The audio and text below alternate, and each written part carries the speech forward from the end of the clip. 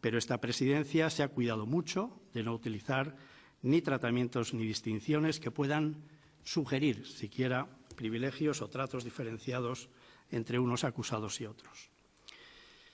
Señor Torra, el juicio ha terminado en su fase de prueba y alegaciones. Tiene usted derecho a dirigirse al tribunal y dirigir la última palabra si es que quiere hacer uso de ese derecho.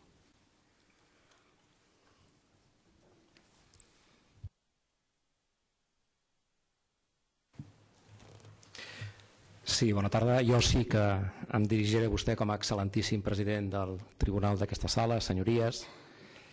En primer lloc, crec que em toca aclarir un fet que vostè no m'ha permès abans, que és el per què no he contestat al Ministeri Fiscal quan he tingut l'oportunitat de poder contestar. He pogut explicar per què no havia contestat a Vox i li explico, crec que ho necessita saber la sala i probablement també la ciutadania.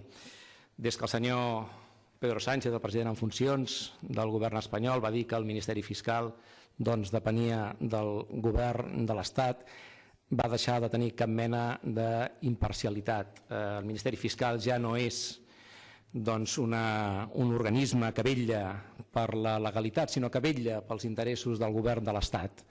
I jo... Senyor No, yo supongo que ahora me permitirá que me pueda expresar en libertad. Pero mire, le recuerdo la misma consideración que le hice a su inicio. Usted tiene derecho a dirigir al tribunal y a las partes y al público la última palabra y sus consideraciones, pero lo que yo como presidente de este tribunal y responsable del orden público en su desarrollo no puedo consentir que se falte a la consideración y al respeto a ninguna de las partes, tampoco al Ministerio Fiscal, haya dicho lo que haya dicho quien lo haya dicho. El Ministeri Fiscal, en la seva intervenció, ha dit que jo m'havia llevado arriba, ha utilitzat uns qualificatius que crec que jo no estic utilitzant. Jo senzillament li estic dient que no he contestat al Ministeri Fiscal perquè crec que no és un garant de la legalitat, sinó que és el garant dels interessos del govern. I ja està, era tot el que jo volia comentar sobre aquest tema. I si em permet, ara seguiré parlant sobre el que jo considero que és aquestes paraules d'última defensa, on crec que tinc dret, i el dret també que vostè no m'interrompi. Ho ha comentat també el meu advocat defensor, crec que és un dels casos evidents. No és la primera vegada que un president de la Generalitat s'asseu davant d'un tribunal. Malauradament, des de la recuperació parcial de la sobirania dels catalans l'any 1931 amb la Generalitat de Catalunya, doncs 9 presidents de la Generalitat s'han vist sotmesos a algun tipus de judici, han hagut de marxar a l'exili. Un president de la Generalitat, el qual jo aprecio molt, el president Josep Birla, va morir a l'exili. Un altre president, i va morir a l'exili precisament després de fer-se càrrec de la presidència de la Generalitat en unes condicions realment excepcionals i dificilíssimes, després d'un crim d'estat que va cometre l'estat espanyol contra el president Lluís Companys, assassinant-lo amb la col·laboració dels agents nazis, de la Gestapo i també de la policia franquista espanyola. Només fa falta saber què ha passat amb els 3 darrers presidents de la Generalitat de Catalunya. El molt honorable president Artur Mas, també jutjat per aquest tribunal, no només això, també sentenciat, condemnat i fins i tot amb una voluntat d'arruïnar a la seva família a través de la intervenció del Tribunal de Comptes, o el que està passant amb el molt honorable president que viu a l'exili, senzillament perquè va ser el president que, juntament amb els membres del seu govern, va permetre als catalans exercir el seu legítim dret a l'autodeterminació, votant en un referèndum d'independència a Catalunya i proclamant-la després el 27 d'octubre. Però certament és excepcional, és la primera vegada que s'asseu en un banquet dels acusats un president en exercici, un president de la Generalitat en exercici. Això ho fa un judici especial. I penso que per evitar que més presidents de la Generalitat s'asseguin en aquests banquets dels acusats per part d'una justícia que de cap de les maneres podem considerar que és una justícia imparcial, i després intentaré explicar-ho, doncs no deixa de ser una raó més per la qual els catalans, una gran majoria dels catalans, volem convertir i culminar el nostre procés d'independència i, per tant, convertir-nos en una república catalana, perquè és l'única opció que tenen els catalans perquè els seus drets siguin respectats, perquè aquest país es governi radicalment de manera democràtica, perquè es vetlli en tots els moments per una observança dels drets humans, civils, socials i polítics i perquè es respecti per davant de tot la voluntat popular. La voluntat popular, que és la primera institució republicana, i la segona, afegeixo, hauria de ser respectar-la. Hi ha unes paraules molt boniques que malauradament no vaig escriure jo, però que diuen així: si la llibertat d'expressió ens és presa, aleshores, atordits i en silenci, ens conduiran com ovelles cap a l'escorxador.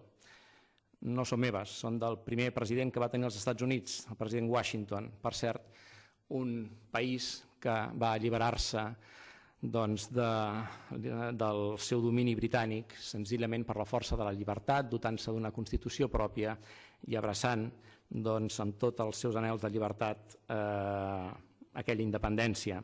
Però penso que em serveix la frase per dir-los que els catalans no som ovelles, això ja ho va dir el conseller Turull, i jo no he vingut aquí ni atordit ni en silenci. Jo he vingut aquí ferm i decidit, i penso que la meva defensa ho ha expressat igual, a dir-los que jo no he vingut aquí a defensar-me de res, que jo vaig complir amb el deure del meu càrrec i que si vinc a alguna cosa és acusar l'Estat no només d'haver vulnerat els meus drets, sinó d'haver pretès que vulnerés els drets dels meus compatriotes. Que aquest judici no ha comptat amb les garanties necessàries em sembla obvi i la defensa ho ha posat de manifest. Que aquest tribunal no és un tribunal imparcial em sembla encara més obvi. I em sap greu, li dic d'acord, ho lamento molt. Jo vaig estudiar dret, durant uns anys vaig exercir d'advocat en una companyia d'assegurances, m'estimo la justícia, he estudiat el dret públic català, aquelles velles institucions catalanes d'abans de 1714, quan els catalans sí que ens regíem a nosaltres mateixos.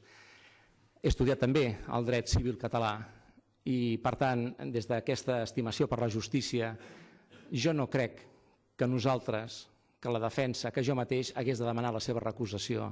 Jo crec que vostès s'haurien d'haver abstingut de ser avui aquí.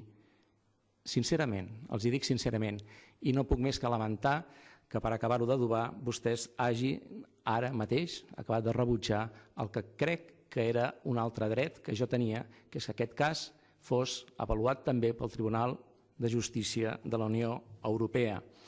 Ho lamento molt, però en qualsevol cas segur que aquest cas també hi arribarà als tribunals europeus, allà on els catalans trobem la justícia, on ja no la podem trobar en lloc de l'estat espanyol. Però permeti'm també que en aquests moments de la meva intervenció vulgui adreçar-me a totes aquelles persones que per culpa de la justícia justament s'han vist privats de drets fonamentals. Una justícia, ho hem vist en el procés dels nostres companys, però ho estem veient cada dia.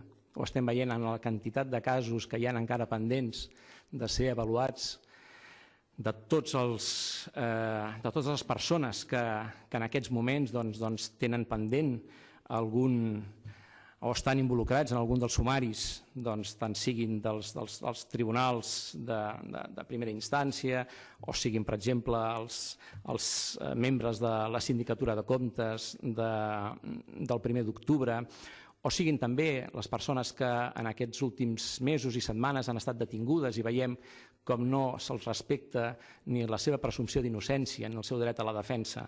A tots ells, a totes les seves famílies, vull enviar-los la meva més gran solidaritat. Si la pregunta és si vaig acatar o no l'ordre de la Junta Electoral Central, la resposta no pot ser més senzilla. És clar que no. No podia ni havia de fer-ho com a president de la Generalitat. Si la pregunta és si l'havia d'acatar, crec que els meus advocats també ho han deixat molt palesament. És clar que no, perquè no es pot acatar una ordre que és il·legal. L'estratègia de la Junta Electoral Central ha consistit justament a posar-nos a tots plegats, crec que també vostès, en aquesta disjuntiva d'haver de desobeir o d'haver de prevaricar.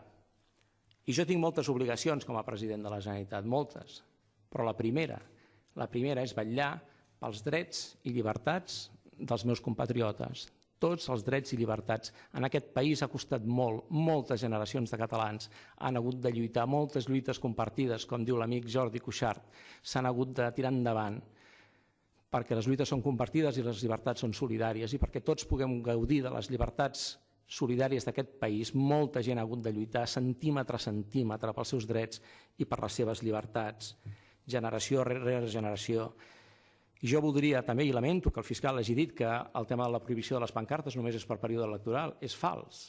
En aquests moments a nosaltres se'ns ha requerit via un recurs contenciós administratiu per una mesura cautelar que retirem també fora del període electoral les pancartes pels presos polítics i exiliats, cosa que també probablement acabi causant-me una altra querella. En qualsevol cas, si per defensar els drets i llibertats dels meus compatriotes jo he de venir aquí amb un judici i de ser condemnat, doncs benvinguda sigui la condemna, perquè els vull dir a tots vostès ben clarament i ben alt, no vinc atordit ni vinc en silenci, jo vinc a dir-los que no renunciaré mai a defensar els drets civils, socials i polítics de tots els ciutadans catalans, de tots, no només dels independentistes, de tots, que jo mai no renunciaré al dret de l'autodeterminació de Catalunya, que jo mai no renunciaré a defensar els nostres presos polítics i exiliats i que tampoc renunciaré mai a la dignitat de tots aquells que han ostentat el càrrec de president de la Generalitat i que m'han precedit.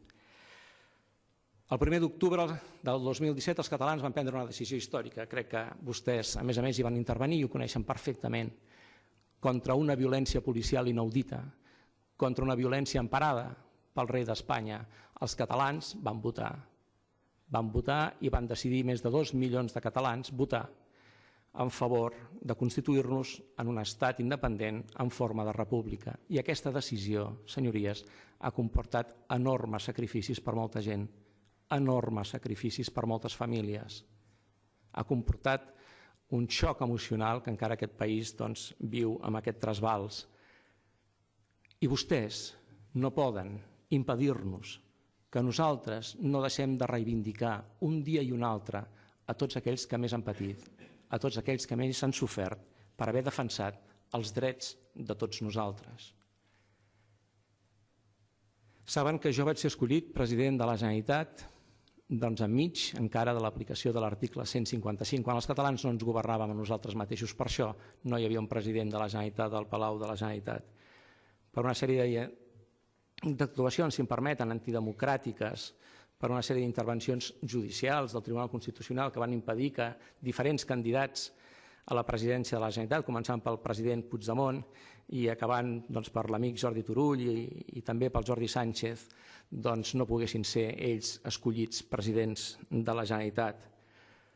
Però a mi em va escollir el Parlament de Catalunya, finalment, que és l'únic al qual jo dec obediència, perquè és on rau la sobirania dels catalans. I aquest judici, que és un judici polític, vol senzillament anul·lar aquella votació, vol senzillament alterar el panorama polític català. És això, ha estat així des del començament. Això és el que volien i lamento dir-los que en aquest país ens regim democràticament i on s'escullen els presidents de la Generalitat és en el Parlament de Catalunya. Els catalans som un poble pacífic, som un poble profundament democràtic.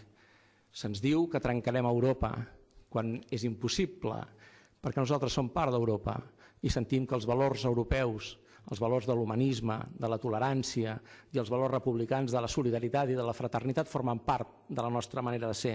Estem orgullosos de la nostra història, encara que sigui una mica trista, certament, i de la nostra cultura i de la nostra llengua, que per cert tampoc s'utilitza en els tribunals a Catalunya.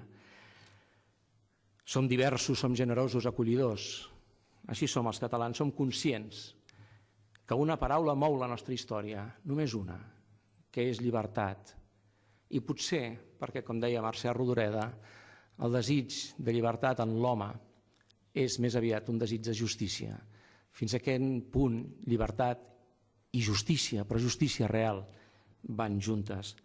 Jo us asseguro que mai no ens rendirem i que continuarem lluitant pel que considerem que és la llibertat i la justícia que es mereix el nostre poble.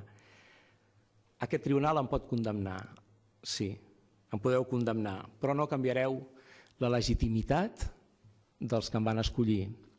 Em podeu condemnar, sí, però no canviareu en absolut el compromís que jo tinc assumit amb el poble de Catalunya. Em podeu condemnar, però no canviareu la voluntat del poble de Catalunya. I em podreu condemnar, certament, però no canviareu el destí d'aquest país. La democràcia guanya sempre i els drets humans guanyen sempre i la llibertat acabarà guanyant sempre també en aquest país. Davant de la història, recordeu que la vostra condemna serà la vostra condemna. Ahir justament va fer 1 any i mig que jo vaig prometre el càrrec de president de la Generalitat de Catalunya. Soc el 131è president d'aquesta institució. Jo vaig prometre el càrrec prometent que compliria l'exercici del meu càrrec amb la fidelitat a la voluntat del poble de Catalunya representat en el Parlament de Catalunya. Insisteixo, només en el Parlament de Catalunya rau la sobirania dels catalans. Només el Parlament de Catalunya escull els seus presidents o els censura, si cal. Ja hem viscut una moció de censura fracassada recentment.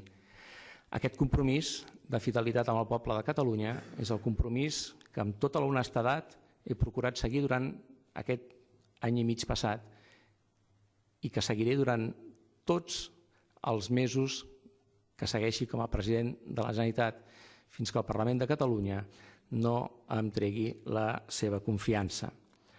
I acabo també, finalment, amb les mateixes paraules amb les que vaig acabar amb el meu discurs d'investidura, que és la meva guia política i que espero veure que ben aviat sigui una realitat també al nostre país. Visca Catalunya lliure.